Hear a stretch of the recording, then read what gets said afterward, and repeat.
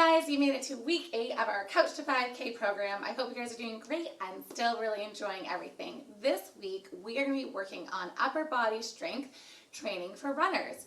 A lot of us focus when we start running on just running and literally nothing else, which is why during this program I've tried to throw in a little bit of core as well as some yoga and some really great flexibility, but also in some leg strengthening. Your upper body is just as important as your leg strengthening when you're running. So there's a couple key reasons why it's really important. Important how your arm swing is when you're running, like we've talked about before. You want it to have it in sync with your lower body, so you should be going right along in sync as you're running, okay? Arm strength also supports good posture and making sure that your core is zipped up and where you want it to be. Another reason for a good upper body strength is that also helps with your endurance as you're building up the cardio and doing all the lifting and stuff that we're going to be doing today. Another reason why an upper body is really important to be strengthening during your running time is because it helps also support you with your breathing. The more cardio, upper body cardio that you're doing, the more you're still working those lungs, and it's another way to develop better endurance and better breathing. Now lastly, when you have a strong upper body and you've got a good gait swing going with your arms, it also helps you not to waste energy. So this might seem a little silly to you, but when you're running, okay, right, obviously you're doing your opposite leg, opposite arm as you're going. Now, your hips should be aligned like we've talked about before, but now try running and putting your hands above your head, okay? You're gonna feel silly, but you also feel a lot more like wobbly and off balance. So your arms are really important, the way to help balance out your body. And that's why we are going to concentrate on some upper body strength today. Let's get started. Okay, so as said before, this run is what you're putting into it and what's good for your body and your self. Like, I want it to be about you guys. So if you need to use 5s, use 5s. If you need to start with 8s, use 8s. If you need 3s, use 3s. If you don't have weights at home, grab a couple of soup cans, whatever you need to just start adding in some upper body strength. So the first one we're going to do is a straight up overhead press. So for the straight up overhead press, it's pretty much exactly as it sounds, okay? And you're just going to start with your arms out like this, and you're going to go up and over your head, down and over your head, okay? So make sure you exhale up, inhale down, exhale up, inhale down. Now you want to do about 10 of these, okay? For each set that we're going to do, you want to do 10. Once you build up a little bit more, you want to do them in sets.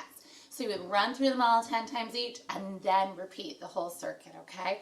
So the next one we're going to do is the 90-degree overhead press. Now when you're doing these, as in all the weights exercises we're doing today, you want to make sure that your knees are slightly bent. You don't want them too tight because of oxygen flow and everything to your brain. Okay, but you're going to start with your arms out at 90 degrees and you're just going to go up and press and down, okay? So exhale. And you want to make sure that you're not going too far down here because that can add a pinch in your rotator cuff and really hurt. So make sure knees are bent and you're just going to go exhale above your head and inhale, okay? And keep that core zipped up because that's important in through the whole thing, okay?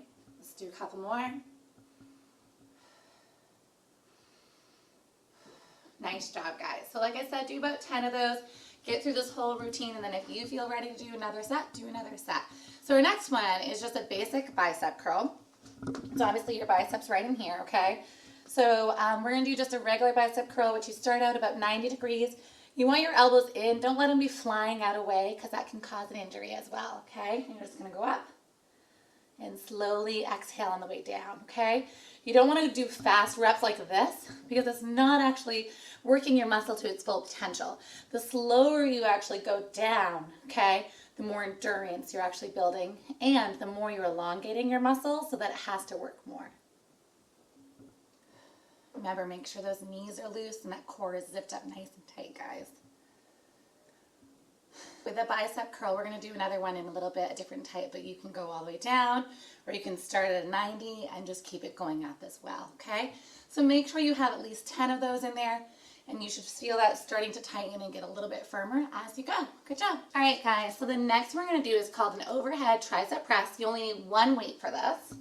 Okay, so put down the other one And you're gonna wrap your hands around each other like this, okay? And you're gonna start up here with your arms straight up above your head, and you're literally just gonna go down and up. Make sure your knees are a little bit bent, like I said, and that your core is tight, okay? We'll just do a couple more. It's okay if your arms are starting to get tired. Mine are too, so.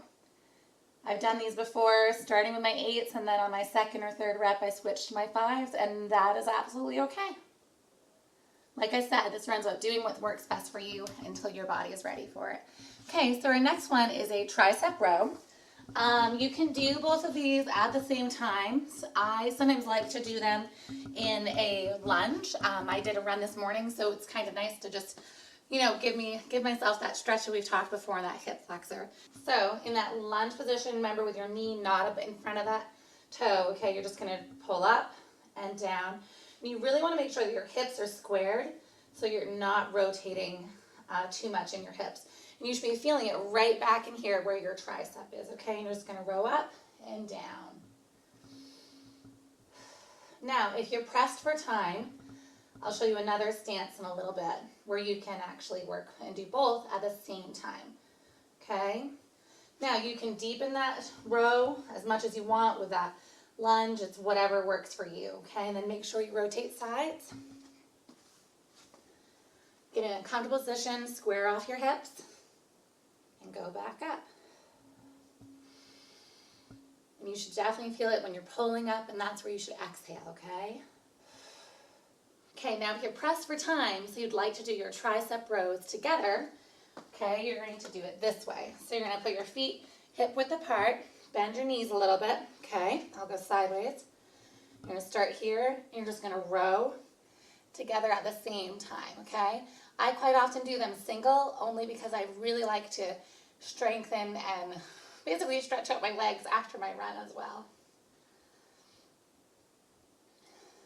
But if you're pressed for time, like I said, go ahead and do it this way as well. You just want to make sure that you're keeping your stomach in and your back as flat as you can, okay? So that way you're not damaging anything else. Okay, so now we're going to end with one of my favorites, which is a bicep W curl. So the bicep W curl is exactly as it sounds, okay? You're just going to put your hands up about 90 degrees, okay? And you're going to go out, down, in the middle. So you're literally drawing a W, okay? Now remember, like I said, it's not about speed as far as trying to go too fast. Working it more, as you can see, I work it more the slower I go down, okay? So inhale and exhale where you're exerting, okay? And do about like 10 of these at a time. And then, like I said, try to run through this, you know, at least 2 times if you can. Now, if you have to start with only doing 5 of these on each side, start with just 5 on each side. That's totally okay. Do what works for you. That's so important to me and to the Farmington Recreation Department, because we want you guys to feel successful and to build as you go. All right, we'll do one more big W. And then let's do some stretches to stretch out those arms. Okay, so we've done all those. Like I said, we're going to do some stretches. Repeat that if you want to and if you have time. So what I want you to do first is just kind of do over the head, and you're just going to relax into this. So your arms should be going to the back, kind of like you're patting yourself on the back for a great job. Well done, okay? And just inhale and exhale nice and slow. Make sure your knees are still staying a little bit bent underneath, okay? That's really, really important. Nice job. Shake it out a little bit. Go to the opposite side. Like I said, get it right up there. Pat yourself on the back for a good job. You guys have made it to week 8. That is so awesome. I'm so proud of you all. There's been a lot of you guys participating, and I'm really excited about that. That's great. We're going to shake that out. So just do some shoulder rolls going backwards. Probably about 5 is great, okay? And then go forward. I know the forward ones never feel as smooth for me, but that's okay. They're still really good for you. Okay, now I want you to go across your body like this. Don't hold on the joint, hold right behind the joint of your elbow, okay?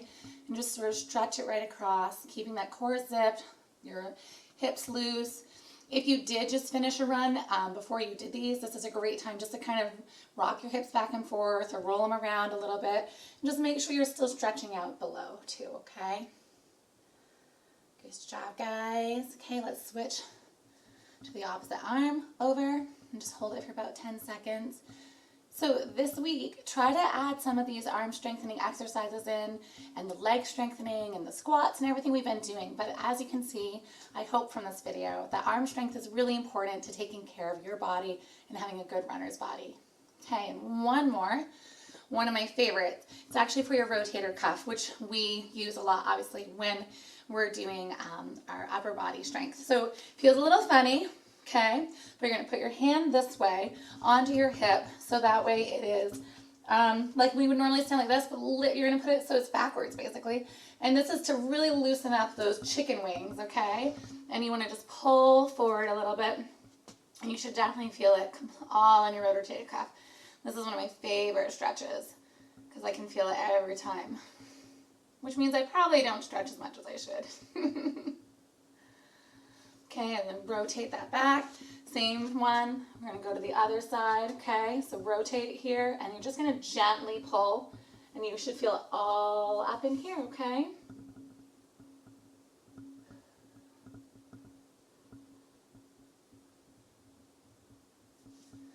All right, so those are just some quick basic stretches for you guys. I hope this was a good routine for you. Get those arms going. It's almost tank top season, hopefully. I know in Maine that always varies, but you know, get your arms ready for tank top weather, but also to really support that run so you have a great run. Now, homework this week, which will also be posted in the comments, is do those dynamic stretches like before, the moving stretches. Then I want you to run for 25 minutes. You guys have got this. Do a cool down of like 1 to 2 minutes walking afterwards, and then do your static stretches. Try and include some of the other workouts that we've done throughout the week, and get ready because you guys are almost there. All right, let's go, week 8.